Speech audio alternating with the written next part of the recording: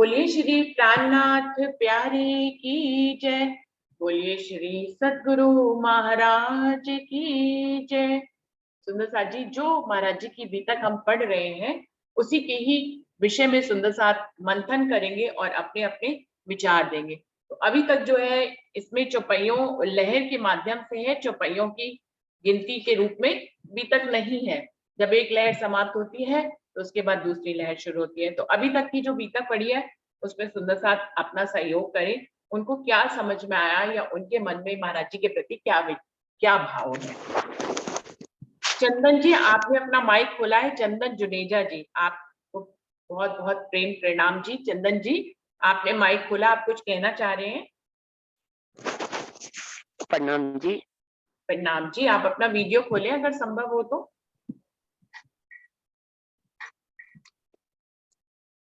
महाराज जी के बारे में कुछ कहना तो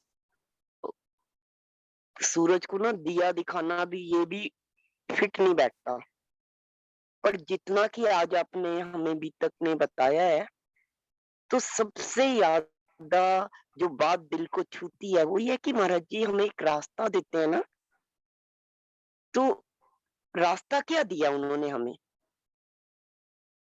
रास्ता दिया सतगुरु चरण का आसरा।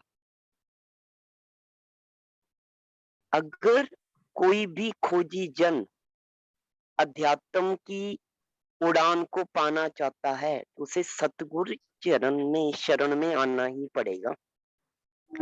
और फिर कब ये पॉसिबल है? जब वो दुनिया से मुंह मोड़ लेगा। दुनिया से मुंह मोड़ना और सतगुरु से मुंह जोड़ना। लेकिन मन है ना, तो मन मूर्ख बोला है ना मन को।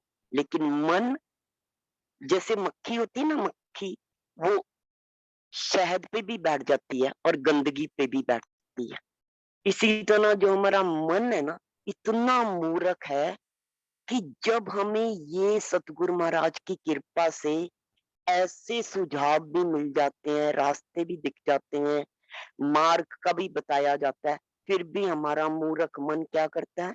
माया में ही लिप्त रहता है। लेकिन ऐसे भी तो लागी वाले हैं ना। तो राम रतन महाराज जी जिसे हम अभी झंडूदत्त क्या थे, लागी वाले थे। तो उनको एक ही लगन थी कि प्राणों के नाथ कैसे मिले। ना तो उनके पास कोई तारतम था, ना बानी थी, ना बानी का कुछ वो था, क्या कहते, कुछ भी तो नहीं पता था। पता क्या था? एक कर्मकांडी पिता के का संग था सिर्फ। ऐसा कर्मकांडी पिताजी जो कि शिव पिंडी पे ही अपना जो भी उनके उपासना भक्ति के जो भी नियम होंगे वही करते थे। छोटा सा बच्चा वही देखा करता था। पर उनके मन में भाव क्या था कि कैसे प्राणों के नाथ मिलेंगे। तो फिर जब ऐसा भाव था, जब भी हमारे अंदर कोई प्रश्न होता है तो उसका उत्तर भी मिलता है। तो इससे हमें उन्होंने उनको क्या मिला, क्या पता चला? तो ये रास्ता है, क्या है?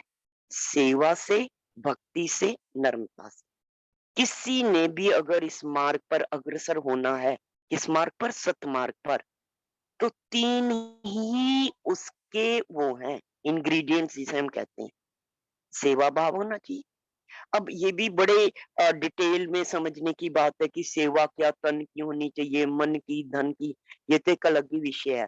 और भक्ति और नर्मता, नर्मता ये नहीं, नर्मता का है झुकना। महाराज जी कहा करते थे जो झुक सकता है झुका भी सकता है। तो जिसके अंदर सेवा, भक्ति और नर्मता है वो इस मार्ग को आसानी से पा सकता है। उसके लिए मार्ग कठिन नहीं है। माना कि रास्ता कठिन है, पर रास्ता बहुत सरल है। किसके लिए? जिसका मन दुनिया से हट जाए, जिसके मन में लगन हो सेवा की, भक्ति की। मुझे तो बस इतना ही समझ आया जी। बाकी उनका बताया गया है कि उनका बचपन कैसा था। तो बचपन में कैसे वो अपने कर्मकांडी पिताजी के साथ शिव पिंडी पे जाया करते थे। और कर्मकांडी पिताजी कैसे थे? चाहे उनके पिताजी पुरोहिताई का काम करते थे, लेकिन उनके भी संस्कार ऐसे थे कि उनका भी ध्यान दुनिया में कम, भजन भक्ति में ज्यादा था। तो ऐसे पिताजी के, संस्कारी पिताजी के वो पुत्र। और फिर परिवार के बारे में बताया गया है कि कैसे एक परिवार में रहते हुए, चाहे उनके तीनों बाबा, उनके पिताजी, चाचा, ताऊ जो भी थे तीन, एक ही व्यवसाय में थे, जाना यानी कि पंडिताई और पुरोहिताई के। लेकिन इनके चूल्हे अलग अलग थे, खाना अलग अलग बनता था, और जितनी भी आमदन पुरोहिताई से होती थी आपस में बांट लेते थे। फिर अगला प्रकरण तो आप बताओगे, दुधरी मेले का जो है। प्रणाम जी।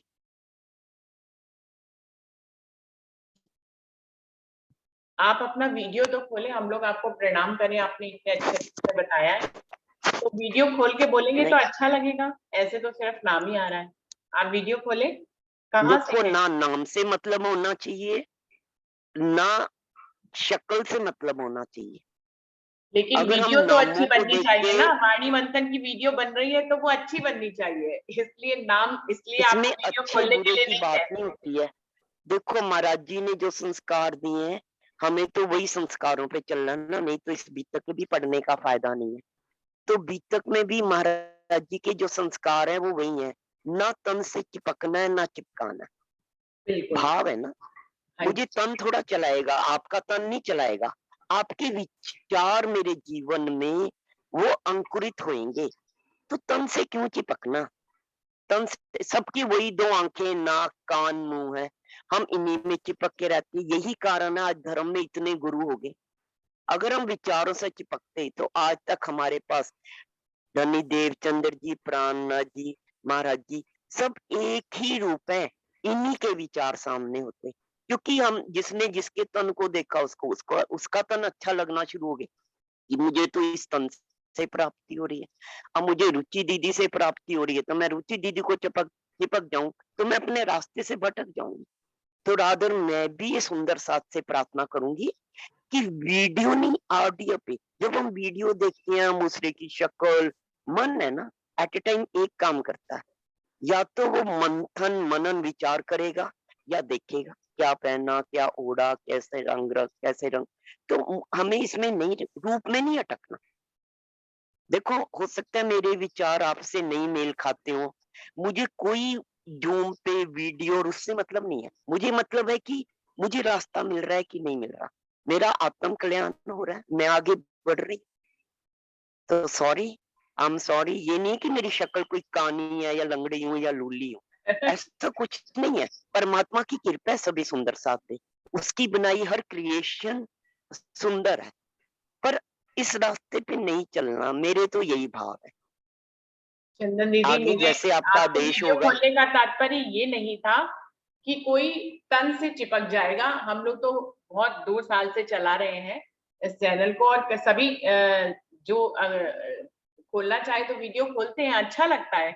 इसमें दूसरा प्रेम का भाव भी तो है, जरूरी थोड़ी है कि इसी भाव से वीडियो खोला जाए कि कोई शक्ल देखकर उसमें जो है कोई बात ढूंढेगा कि कैसे कपड़े पहने हैं। तो ऐसा नहीं है, सुंदर साथ की रहनी अच्छी है, जरूरी नहीं है वो यही देखें, वो आपके शब्दों को भी पकड़ सकते हैं। हाँ तो बस तो शब्दों को ही पकड़ो, तो वो शक्ल को नहीं पकड़ो बस। तो वीडियो वीडियो सुंदर बनती है चंदन दीदी, इससे कहने का मतलब ये है कि जब और वीडियो भी साथ में प्रणाम हो तो। प्रणाम दीदी। आप महाराज जी की बीतक हमें इसलिए प्रणाम सुना जी। रहे हैं कि हमें कुछ रास्ता मिले, कि आप इसलिए बना रहे हैं कि वीडियो सुंदर बने। सुंदर देखिए तो महाराज जी, सुंदर हमारा, क्या है, सुंदर तो सत है ना, देखिए चंदन दीदी, इस तरह सत्य से है अगर सुंदर। आपको आपको नहीं खोलनी तो ये आपका संशय है, लेकिन ये कोई दीदी झूठ का आप विषय जिद नहीं मत है कीजिए। कि हाँ जी आप इसको पता नहीं कहाँ ले जा रहे हैं। दीदी मुझे मैंने तो प्लीज। एक छोटी सी रिक्वेस्ट करी थी आपसे, दीदी आप इसको एक अलग रास्ते पे ले गए, पता नहीं कैसे। I am sorry, really sorry, मैं चंदन आपका दीदी, भाव नहीं समझ पाई। रुचि दीदी हाँ जी प्रणाम। बेटा, रुचि दीदी, प्रणाम जी, प्रणाम, चंदन दीदी प्रणाम। रुचि दीदी प्रणाम आप जी। जिद मत कीजिए ना। दीदी आ गई है तो इनका बहुत बड़ा वो है कि चलो वो आ गई। हाँ जी, प्रणाम दीदी। प्रणाम जी दीदी। सही बात है, चंदन दीदी वीडियो नहीं खोलेंगी। हाँ बस नहीं खोलेंगी वो, आप नहीं जिद मत कीजिए प्लीज। नहीं नहीं, मैंने कोई जिद भी नहीं करी थी, गलत बात, मैंने जिद नहीं करी, मैंने एक रिक्वेस्ट करी थी। लेकिन अभी तो इतने 2 साल से चला रहे हैं, उस रिक्वेस्ट का मतलब इस ढंग से तो लिया ही नहीं किसी ने भी। जैसे चंदन दीदी वो वीडियो आप पहली, इसलिए मेरी बना रहे बात हो, मैं तो सुनिए बिल्कुल इसलिए नहीं बना रही। दीदी, दीदी बात सुनिए, वो पहली बार आई है अपनी इस पे, हमने इस जिद पे। नहीं करी। और हम प्रणाम जी सुंदर साथ जी। अभी कौन कोई अपने भाव प्रस्तुत करने के लिए कौन आगे आएंगे? अपने आप से आए सुंदर साथ जी।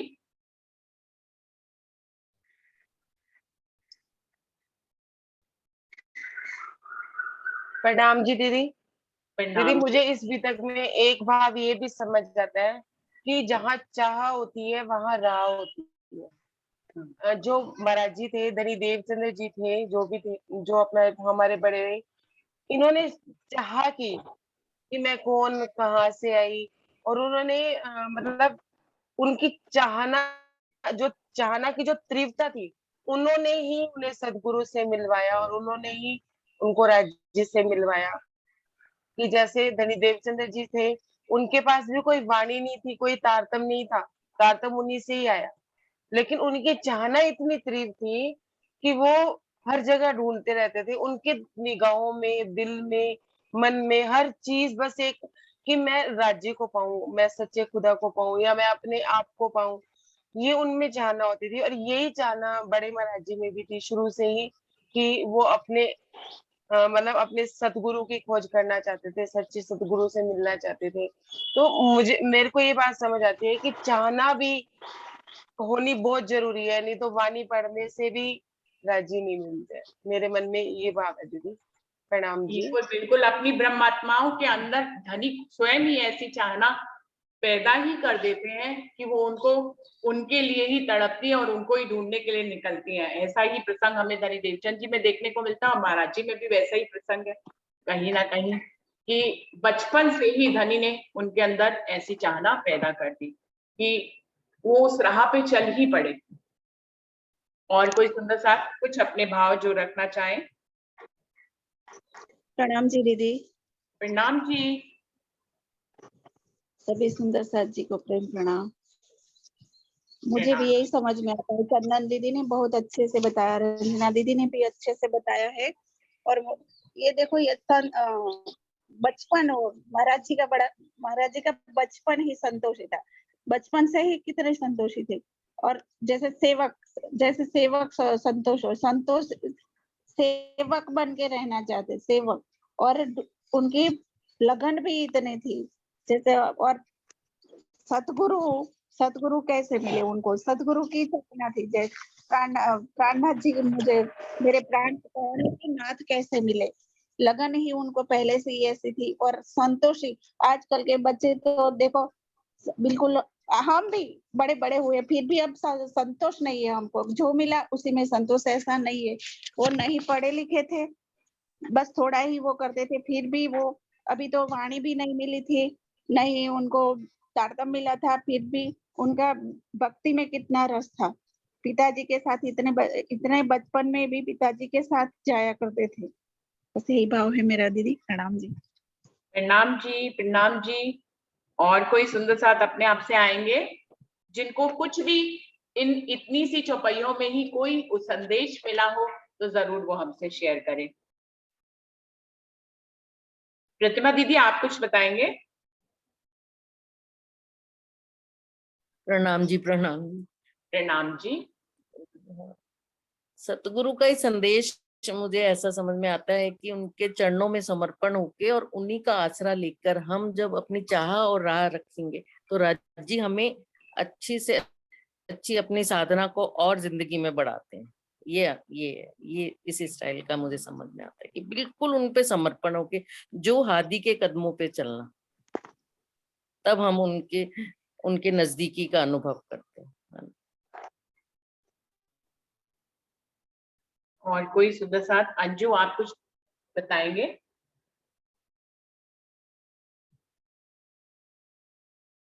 हाँ जी, प्रणाम दीदी। नहीं नहीं दीदी, अभी कुछ नहीं। ठीक है, कोई बात नहीं। गोविंद भाई जी आप आएंगे?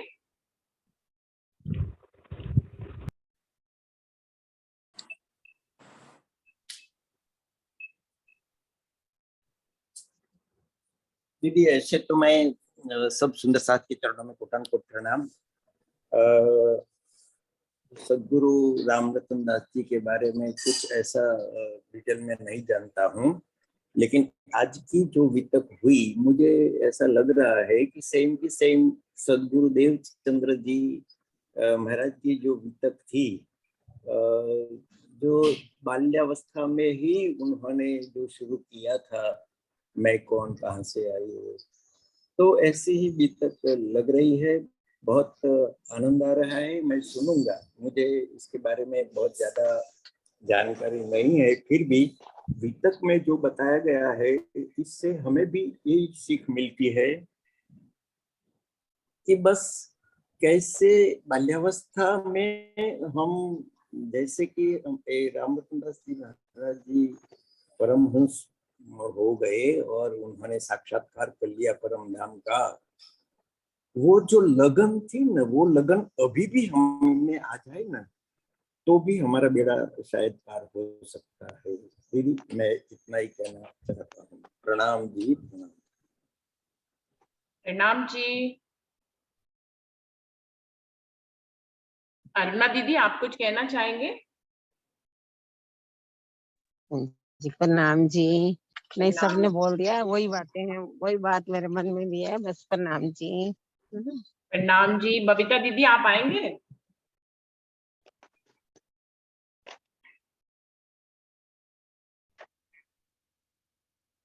बबीता दीदी। प्रणाम जी।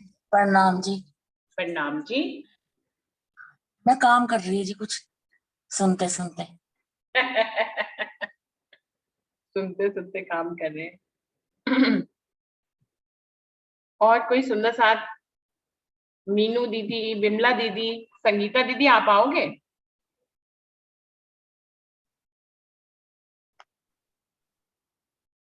दीदी प्रणाम जी। प्रणाम जी। सतगुरु चरण का आसरा जगत जान काफूर, मन मूरख भरमा फिरे चाटत क्यों जग दूर। फिर सतगुरु के चरण का आसरा लेके हमें चलना है और जगत की तरफ, अब हमको समझ आ गई तो हमें जगत की तरफ ज्यादा ध्यान नहीं देना है, जो काम करना है वही करना है, फॉर्मेलिटी करनी है। तो ये मन तो मूर्ख है, अपनी माया की तरफ ही जाता है, लेकिन हमें उसको राजी महाराज की मेहर से कंट्रोल करके और माया की तरफ नहीं जाना और राज्य की तरफ ही ध्यान देना है। प्रणाम बिल्कुल। जी। प्रणाम जी। प्रणाम जी। वर्षा दीदी, आप आओगे? प्रणाम जी। सभी सुंदर साथ जी को प्रेम प्रणाम जी। प्रणाम दीदी जी। वैसे तो सभी सुंदर साथ जी ने जो कुछ भी होता है भाव आया है वो बता ही दिया है बड़े अच्छे से, लेकिन एक चीज और मतलब मुझे थोड़ी लग रही है। जैसे इसमें बताया ना कि वे उनके पिताजी नियम पूर्वक मंदिर जाते थे, तो मुझे ऐसा लगता है कि जो ये नियम का जो संस्कार है ये महाराज जी में अपने पिताजी से ही आया। जैसे आगे हम भी तक में पढ़ेंगे कि भाई उनको उन्होंने नियम रख लिया कि भाई हमें 5 दिन में एक बार ही भोजन करना है, और शिव जी उन्हें प्रसाद देने आए तो उन्होंने स्वीकार नहीं किया।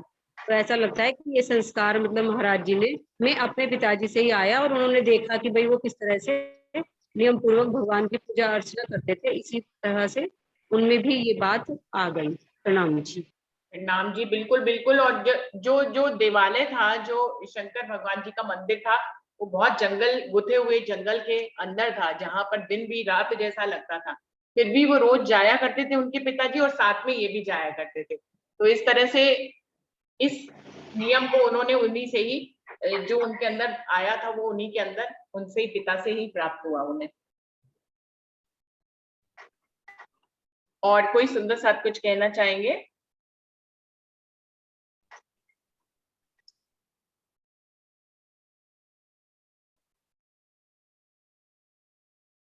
प्रणाम जी दीदी। मेरे मन में एक भाव आ रहे थे दीदी, जैसे उनके पिता कर्मकांडी थे, पुरोहित थे, तो उनको कोई ज्यादा इनकम तो होती नहीं थी, थोड़ी बहुत आमदन होती थी जो तीनों भाई बांट लिया करते थे, लेकिन फिर भी उनमें संतोष था।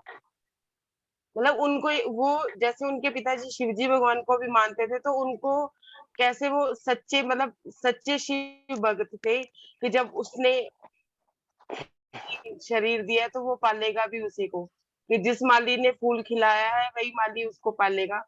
इसी तरह से मतलब अपने शिव जी भगवान पे भी उनकी कितनी निष्ठा थी, जो जंडू दत्त जी शुरू से ही देखते आ रहे थे कि मेरे पिताजी कितने निष्ठावान है। तो ये निष्ठा मुझे लगता है कि उन्हें राज्य पे भी रही, अपने सदगुरु पे रही कि हाँ भाई, बाद में वो उन्हीं के सारे उन्हें बल मिलता है। जैसे बचपन में संस्कार मिलते हैं बच्चों को कि हाँ भाई, जब हमारे बड़े राज्य पे डिपेंड रहते हैं, तो मतलब बड़ों भगवान पे डिपेंड रहते हैं, तो हमें भी वैसे ही रहना चाहिए। मेरे मन में ये भाव आ रहे थे दीदी। बिल्कुल और संतोषी उनके पिताजी भी थे, बिल्कुल। हाँ, और कोई सुंदरकांड? हरीश भाई और जी दीदी नहीं है क्या आज? और हाँ जी रंजना, आप बताओ। और दीदी एक बात इसमें ये भी आ रही थी, जैसे चंदन दीदी आपका ना माइक एक बार अनम्यूट कीजिए जरा। एक बात इसमें ये आ रही थी कि हाँ जब उनके पिताजी मंदिर जाते थे, चाहे वो जो घने जंगल में था, वो अपने पिताजी पे इतना मतलब विश्वास करते थे कि वो उनके कंधे पे फटाफट बैठ के चल जाते थे। नहीं तो बच्चे कई बार होते हैं ना कि भयानक जगहों से डरते थे, वो डरते नहीं थे। देखिए आप किसी भी चीज से डरे नहीं वो। झूठ का जो मंदिर के जंगल का जो आपने वर्णन किया कि वहां पे रोशनी भी नहीं होती थी, क्योंकि वो झूठ का मंदिर इतना ज्यादा घना था। और ना तो उन्हें डर था, वो अपने पिता पे इतना भरोसा करते थे कि वो भगवान रूप में ही अपने पिता को देखते थे कि उनके कंधे पे चलते थे। और बिल्कुल भी उनके पिता भी उनसे इतना प्रेम करते थे कि वो जरा से भी इलसाते नहीं थे कि हाँ भी मुझे तुझे कंधे पे उठा के ले जाना पड़ेगा। तो ऐसा कभी नहीं सोचते थे कि हाँ भी तुम मत जा, या कुछ ऐसे मत, जैसे बड़े कह देते हैं ना बच्चों को कि हाँ भी तुम मत जाओ, मुझे तुम्हें कंधे पे से उठा के लेके जाना पड़ेगा। ना ही उनके पिताजी अलसाते थे, और ना ही महाराज जी जो थे वो कभी भी इस बात से घबराए कि मैं जंगल में जा रहा हूँ, क्योंकि उनके पिता का साथ उनको था, तो वो बेफिक्र होके चलते थे। प्रणाम जी। बिल्कुल बिल्कुल, महाराज जी का ये जो बचपन में जंगल के मंदिर में जाने का ये जो शुरुआत थी राज जी ने कराई, वो आगे कितने जंगलों में घूमे अकेले, बिल्कुल निडर होके। आप आज भी कोई अगर चले तो जंगलों में जाने पे वो भयभीत होता है, अपनी सुरक्षा के लिए कुछ ना कुछ वो अपने लिए रखता है। लेकिन आप देखिए कि वो ये जो बचपन से अपने नन्हे पैरों से वो जंगल, घुसे हुए जंगल में शिव जी के मंदिर में जाया करते थे, यही धनी ने उनके अंदर जो डाला, निडरता डाल दी थी बचपन से। इसी निडरता के कारण आगे हम वो गीतक में पढ़ेंगे कि महाराज जी कहाँ कहाँ जंगलों में निडरता से अकेले ही घूमे। प्रणाम जी, प्रणाम जी। प्रणाम जी। इसका ना मतलब मुझे ये भी समझ आता है कि जो सत्य है, देखो पिता थे कर्मकांडी और महाराज जी बैठते थे उनके कंधे पर। तो सत्य का मार्ग कर्म कांड से भी होते हुए कहीं पाया जा सकता है। आप क्या कहते हो? कर्म कांड से शुरुआत तो होती ही है, बचपन तो हमेशा कर्म कांड से ही होता है। मैंने तो सब राजा स्वामी की चर्चा में भी अक्सर ये सुना है कि कर्म कांड जो है वो एक दिन नियमावली बन जाता है, प्रेम नहीं उसमें होता है। तो प्रेम के मार्ग पे पढ़ना चलना चाहिए, लेकिन बचपन की शुरुआत, संस्कारों की शुरुआत हमेशा कर्म कांड से ही करना चाहिए, क्योंकि बच्चों को अभी प्रेम के भाव का पता नहीं है परमात्मा से, लेकिन नियमों का पता रहता है। जैसे उनको पढ़ने की शिक्षा दी जाती है, बिल्कुल वैसे ही आध्यात्मिक शिक्षा का की शुरुआत हमेशा कर्म कांड से ही करना चाहिए। बच्चों की शिविर लगाना चाहिए। इसकी भी हमने पहले एक वीडियो बनाई है कि बच्चों को कैसे धनी की तरफ नहीं लगाया नहीं, जाए। जो बात मैं कहना चाह रही हूँ वो ये है कि सत्य कर्म कांड से ऊपर है। जो सत्य है कर्म कांड से ऊपर है, बिल्कुल ऊपर है। कर्म कांड में नहीं है। क्योंकि महाराज जी देखो, पिता है कर्मकांडी, संस्कारी, शिव भक्त, दिन रात शिव की भक्ति में निस्वार्थ भाव से जुड़ने वाले। यहाँ जोड़ के अंदर तो वो प्रभुताई का काम नहीं ना कर रहे। प्रभुताई का काम तो वो करते हैं गांव में, लोगों के घरों में जो भी बुलाता है। यहाँ तो वो अपनी भक्ति के लिए आते हैं ना, तो भक्ति में भी वो कितने तल्लीन और संलग्न रहते हैं। लेकिन जो सत्य है वो कर्म कांड से ऊपर है, मुझे ये समझ आया। ये तो सबको ही पता है चंदन दीदी की कर्म कांड से कितनी ही दूरी काटी काटी जा सकती है। उसको तो तलवार की धार की तरह कहा गया है, जीव उस पे चलेगा कटकर गिर जाएगा। वाणी में भी उसके कई प्रमाण दिए गए हैं कि कर्म कांड से आप बहुत आगे नहीं जा सकते हैं। प्रेम के उसके लिए तो प्रेम का ही मार्ग चाहिए होगा। धनी से मिलन तो प्रेम से ही होएगा, कर्म कांड से नहीं हो सकता है।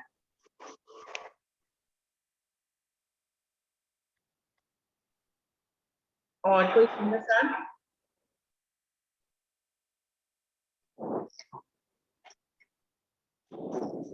और कोई सुंदर साथ कुछ कहना चाहेंगे अपने आप से? शशि दीदी आप कुछ कहेंगे? अंजू आपने माइक खोला, आप बताओ। हाँ हाँ जी, हाँ जी।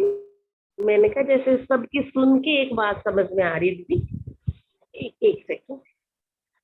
सबकी सुन के तो एक बात ये समझ में आ रही है, जैसे अभी कह रहे हैं ना कि 5 दिन में एक बार भोजन करते थे रामरतनदास महाराज जी, 5 दिन में। और यानी हमारी रहनी देख लो, हम दिन में 5 बार करके भी भूखे के भूखे। यानी थोड़ा कंपैरिजन करें, है ना। तो जैसे आज हम लोग दावा करते हैं, कंपैरिजन करें तो इस बात को देखें। ये यानी बीतक सुन के मेरे को अभी ये समझ में आया, मेरे पास बीतक है नहीं और मैंने अभी पहली मीटिंग अटेंड नहीं की थी।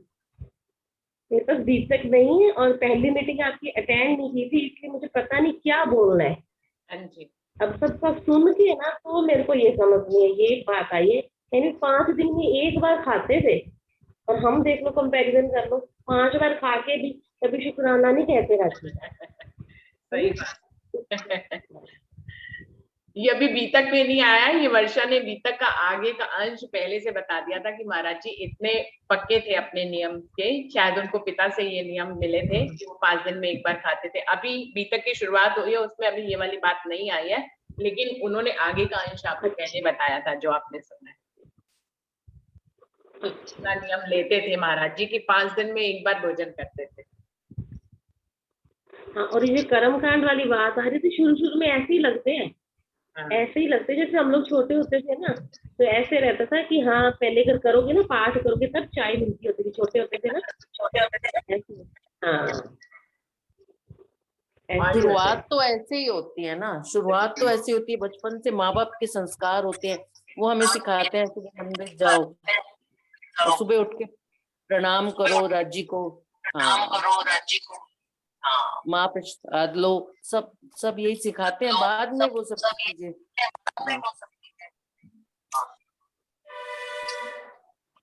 तभी जाके आपका फिर प्रेम का रास्ता खुलता है।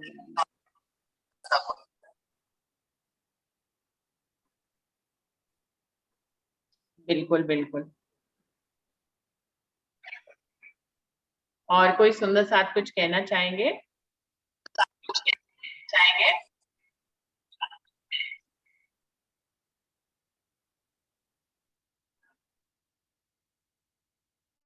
ये जो महाराजी जी की बीतक है, ये कौन से वाली किताब उसमें से है जो एक सूरज का नहीं दीदी, पढ़ रहे हैं? ये वाली है, ये महाराज। हाँ यही वाली है ना, इसका नाम है बीतक, है ना? हाँ यही है। बीतक श्री श्री परमहंस महाराजा राम रतन दास जी और संकलन करता प्रताप सिंह जी है, श्री निजानंद आश्रम शेरपुर। हाँ ठीक, इसी से ही पढ़ रहे हैं, यही महाराज जी की बीतक वहीं से ही छपती है और सभी के पास है, हर जगह मिलती भी है, उपलब्ध भी है, बड़ी इजीली ले सकते हैं आप। मेरे ख्याल से तो जयपुर मंदिर में भी होंगी उनकी कई प्रतियां। नहीं ये है मेरे पास, यही। हाँ जी, तो खोल के बैठेंगे ना प्रतिभा दीदी तो ज्यादा से अच्छे से हम लोग अटैच हो पाएंगे। हाँ यही समझ आ रही है, या बाद में देखना हो पढ़ना हो तो। हाँ, क्योंकि ना ये बहुत छोटी सी है, जैसे स्वरूप साहब है इतने बड़े, वो तो पधरा के बैठना, कई बार सुंदर साथ काम कर रहे होते हैं या कुछ कर रहे तो पधरा के बैठना मुश्किल है। ये बीतक तो इजिली हम अपनी गोदी में भी खोलकर या अपने हाथों में ही खोलकर बैठ सकते हैं। हाँ जी दीदी, इसकी पीडीएफ कॉपी है तो शायद साइट में रखना। कोई सुंदर साथ के पास अगर इसकी पीडीएफ हो तो जरूर से भेजें ग्रुप में, और सुंदर साथ के पास भी हो जाएगी वो, अगर जिनके पास भी ये हार्ड कॉपी नहीं है अगर तो सुंदर साथ जी प्रणाम कर लेते हैं, समय समाप्ति हो रहा है और सुंदर साथ सबने अपने मन के भावों को बताया है, और बिल्कुल ऐसे ही हम लोग अभी चलेंगे महाराज जी की बीतक के साथ, और उनसे जो हमें शिक्षाएं मिलती चलेंगी, वो हम सब आपस में मंथन करेंगे, शेयर करेंगे और उसको चलने की कोशिश करेंगे। तो प्रणाम कर लेते हैं यहीं पे सुंदर साथ जी। प्रणाम जी, सभी सुंदर साथ जी को प्रेम प्रणाम जी। प्रणाम जी। प्रणाम जी। प्रणाम जी। प्रणाम जी। हम जी सुंदर सबके साथी श्री चरणों प्रणाम में जी। कोटान कोट प्रणाम जी। प्रणाम जी। प्रणाम प्रणाम जी। जी। प्रणाम जी। प्रणाम जी। प्रणाम जी, सब सुंदर साथ को प्रणाम जी। प्रणाम जी। प्रणाम जी।